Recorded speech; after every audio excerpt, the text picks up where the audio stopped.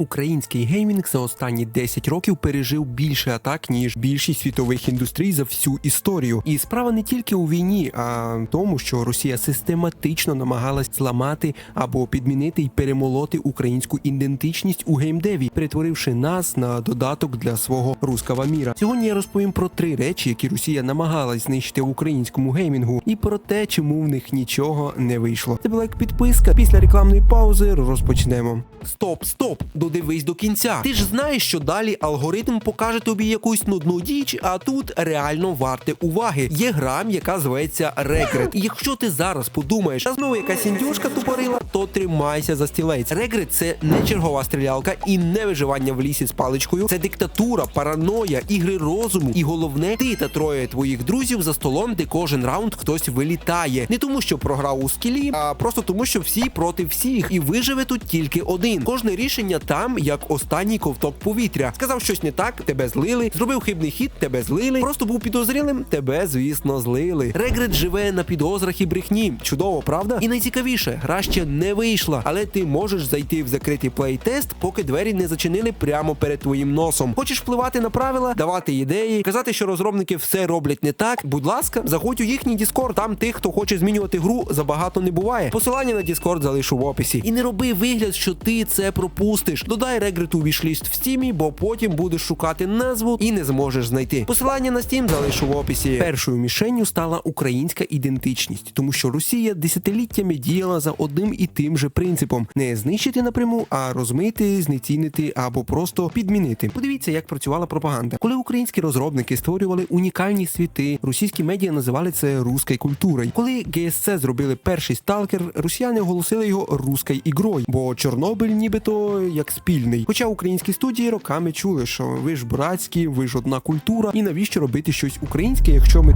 всі в одному реміслі крутимося, як то кажуть. Але дійсно ця пропаганда дуже сильно ширилася саме українськими ЗМІ, тому що я сам до неповних років думав, що саме так воно і працює. І дійсно якимось чином на це все підсів. Я думаю, як багато хто ще. Тому що Росія боялась, що українські світи стануть самодостатніми. І вони таки стали, тому що Метро 2033 створювала команда з Києва, Man of War зробили теж українці, Sherlock Holmes взагалі з Парижа, Лондона та Каїра – це теж українці. Проблема була не в тому, що українські ігри були слабкі, або те, що вони не виходили. Навпаки, вони були настільки сильні, що Росії доводилось приписувати їх собі, щоб знецінювати українських розробників. На цьому акцент і робився, що вони намагались робити вигляд, що українського геймінгу просто взагалі не існує. Але ігри говорили голосніше за пропаганду, і я думаю, що ви це прекрасно розумієте. Але це була тільки перша атака, тому що друга була ще підліша, саме репутація, тому що в коментарях під моїми роликами я це читав. Наприклад, друга річ, яку Росія намагалась знищити, це, звісно, репутацію українських студій. Коли у 2010-х стало ясно, що українські розробники здатні робити проекти світового рівня, Росія перейшла до саботажу. Це була типова схема для росіян. Спочатку російські блогери штампували ролики «Ігра мертва», «Графіка ужасна» або те, що студія розвалилась нібито. Потім СМІ розганяли фейки про закриття офісів, бегство спеціалістів і, звісно, про банкротство, якого не було навіть близько. Про GSC дуже багато було новин з різних взагалі країн, до речі, не тільки з Росії, що нібито вони розвалились, закрились і так далі. І, звісно, втекли. Хоча це було максимально неправда і це була максимально тупа вигадка. Особливо це стало дуже сильно поширюватися після 2014 року. Це стало просто масовим. Подивіться на Frogwares. Після їхніх конфліктів з російським видавцем російська преса тижнями штампувала статті, що українці нічого не можуть зробити самі. 4A Games після релізу Last Light отримувала цілі кампанії з дискредитацією від російських блогерів. GSC після анонсу Stalker 2 і після випуску його стала мішенню для бот-атак, доносів і кіберударів. Мета була проста, щоб світові інвестори боялись вкладати в українські студії і, звісно, не рекламували тим самим гру в Європі. Але світ виявився хоч трошки розумнішим. Українські команди переїхали в Європу, відкрили нові офіси, збільшили свої команди в кінці кінців, і замість нищення Росія отримала протилежне. Український геймдев став глобальним і став дійсно поширюватися по світу. Але я загалом про це розповідав у своїх 2 минулих роликах, тому обов'язково їх подивіться, якщо чомусь іще не дивилися. Вони насправді дуже сильно допоможуть вам більше зануритись в цю тему і зрозуміти взагалі, як все це працює. Вони хотіли зламати репутацію, але зламали тільки власний міф про великий російський геймдев, якого насправді не існує. І це логічно. Чому? Тому що він і не може існувати. Це щось таке, що як нібито існує десь в думках або у фантазіях, але насправді його просто немає. І тут справа навіть не в тому, що це все пропаганда окремих людей і так далі. Сам факт в тому, що коли щось є на поверхні, ти це бачиш. Якщо його немає, то ти його не бачиш, яка логіка, да? І все, ось так воно і працює. Хоча, якщо погуглити, то можна знайти, звісно, окремі якісь ігри, які, можливо, чимось навіть віддалені від політики. Хоча, що саме забавне, це те, що, звісно, багато хто говорить, що ігри вне політики. Хоча кожна їх гра – це гра, яка дійсно побудована на політиці. Я знімав дуже багато роликів на своєму каналі вже про ці ігри. Якщо ви ще ці ролики не бачили, то обов'язково їх подивіться, тому що там матеріалу просто дофіга. Там дуже багато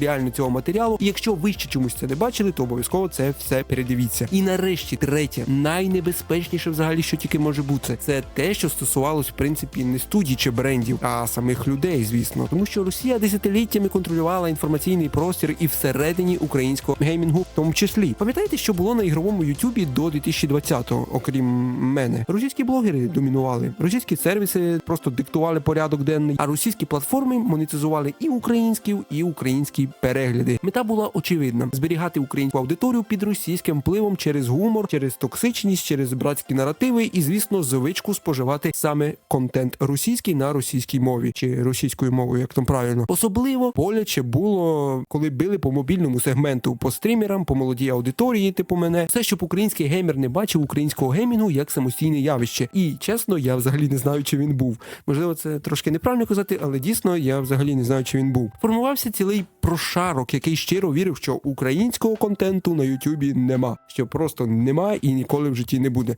Та у 2022 році все зламалося, звісно, що очевидно, і так і мало бути, так і мало статись. Українські гравці масово відвернулись від російських платформ, українські канали виросли у 30-50 разів. Мої минулі ролики останні теж непогано так набирають і набрали, тому що дуже багато хейту від росіян я отримую до сих пір, хоча вже пройшло практично 3 роки з моменту того, як я перейшов, да. Але сам факт того, що українська мова стала стандартом у наших стрімах, у наших новинах, у наших роликах, звісно, це очевидно. Росія хотіла забрати українську аудиторію собі і назавжди її там залишити, але очевидно, що українська аудиторія повернулась туди, де вона мала бути. В цьому є ключова правда про український геймінг. Він існував, він був, просто йому не давали розкритися через дуже багато різних ось цих наративів і, звісно, через дуже багато різних приколів, да, якими насправді не приколами. Це приколи, які не дуже прикольні і краще б їх не було. Дуже дивно це те, що саме зараз іще я отримую подібні коментарі, і читати такі коментарі, чесно, моментами не те, щоб там якось образливо, смішно, просто смішно реально читати такі коментарі, які випливають на поверхню. Росія справді намагалась знищити український геймінг, і це не секретність, це факт. Вона хотіла стерти нашу, ідентичність і хотіла зламати наші студії, забрати нашу аудиторію, але результат вийшов максимально інший. Український геймінг вижив, він зміцнішав і став глобальним, тому що ігри це не про кордони, це не про території, це про свободу. Поки українські розробники творять, поки гравці підтримують своїх, Росія програє на кожному фронті, навіть у віртуальних світах і ігрових і так далі. Пишіть в коментарях, що думаєте взагалі про цю ситуацію. Буде цікаво почитати взагалі ваші коментарі, ваш погляд на те, як розвивався український геймдев останні роки. Тому що це все зрозуміло, звісно, війна, там повномасштабка, звісно, зрозуміло, чому люди стали переходити. А ви напишіть особисто свою історію ось цього переходу саме на українські ігри, на все українське. Буде цікаво дійсно почитати. Ну а з вами був я, Ваньокс. Дякую за перегляд. Скоро побачимось в нових відео. Не забувайте підписуватись на канал і, звісно, вподобайки ліпіть, щоб побільше користувачів Ютуба це відео знайшли в рекомендаціях, побачили і прийшли в коментарях, написали, що Ваньок плохой, да. Все. Дякую за перегляд. Скоро побачимось і всім пока.